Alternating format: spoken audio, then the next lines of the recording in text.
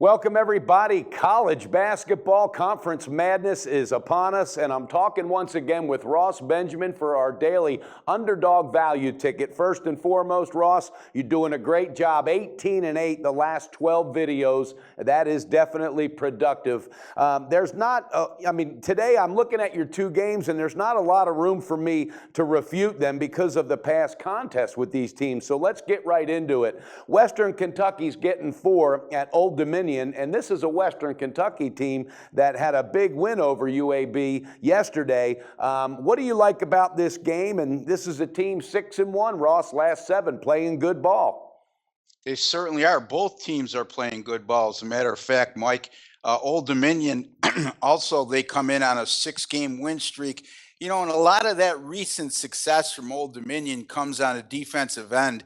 They've held 5 of those 6 opponents during that win streak to 36% or less from the field. Now, this is an Old Dominion team that hasn't shot the ball at a high percentage with any degree of consistency this season, and they overcompensate that by being a very good offensive rebounding team, and in doing so, they get plenty of second chance opportunities, extend possessions, and limit the other team's possessions. However, they're going to be facing a Western Kentucky team today.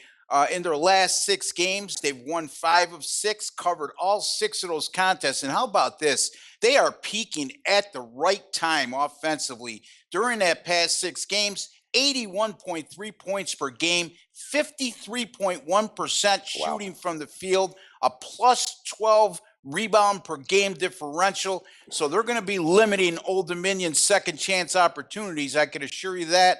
And boy, oh boy, here's a statistic that Mike likes: 17 assists per game over their last 5. Double revenge too. Western Kentucky lost both matchups to Old Dominion during the regular season. Both came before this 6-game torrid run they're on, and each contest was decided by narrow margins of 3 and 6 points. I like Western Kentucky here, plus the 4 over Old Dominion.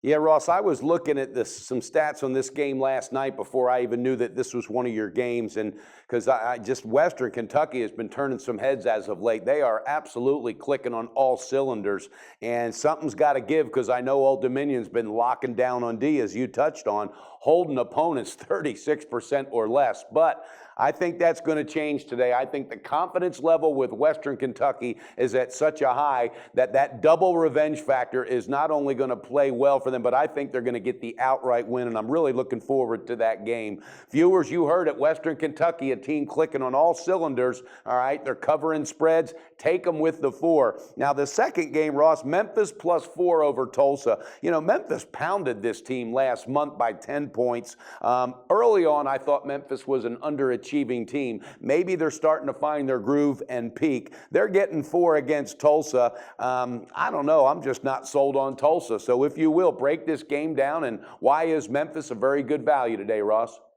Well, actually, that game against Tulsa took place just 12 days ago, Mike. And Memphis won that game, as Mike alluded to, 92-82.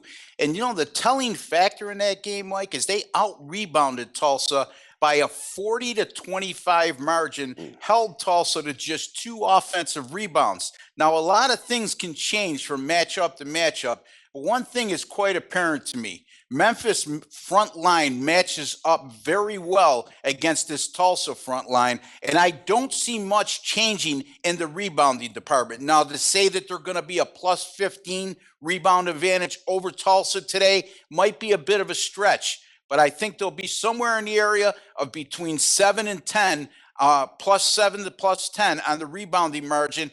And boy, oh boy, Tulsa just had 2 offensive rebounds in that first matchup, and that makes it awfully difficult. That forces the Golden Hurricane to shoot at a very high percentage in this contest to be relevant offensively. Now, this is a Memphis team. You look at their resume, Mike could verify this. They could drive you crazy because they beat good teams on some nights, and then they lose to the likes of South Florida and Tulane like they did in February. But I just think they have enough talent to step up and rise to the occasion. And I agree with Mike. This is an underachieving basketball team that, when put into the limelight or the spotlight, has the ability to come up big. I'm going to take a shot here, Mike, with Memphis plus the 4 over Tulsa. Yeah, I couldn't have said that any better because it is true. And it's typical with underachieving teams, Ross. When they are put in the limelight or put into the big tournament time, that's when they step up and finally own what they really are. And I think that's going to take place today. I think the revenge factor that Tulsa thinks they have because of that loss is actually going to bode well for Memphis, because I think their confidence level will step up more than the revenge factor for Tulsa. Again, that's, that could absolutely go south on me, but I like Memphis with the 4. I like them for an outright win, and that rebounding situation from the last game, I don't think that's going to be much different this time out. And again, that's why they play the game. Okay, viewers, you heard it. Memphis plus 4 against Tulsa, a team they pretty much manhandled not even 12 days ago, as Ross alluded to. Okay, Ross, thanks so much for being back with us. Again, Western Kentucky plus 4, Memphis plus 4. Those are the 2 teams that are going to cash that underdog ticket tonight. Ross, have a great day, my friend. I look forward to getting back with you tomorrow.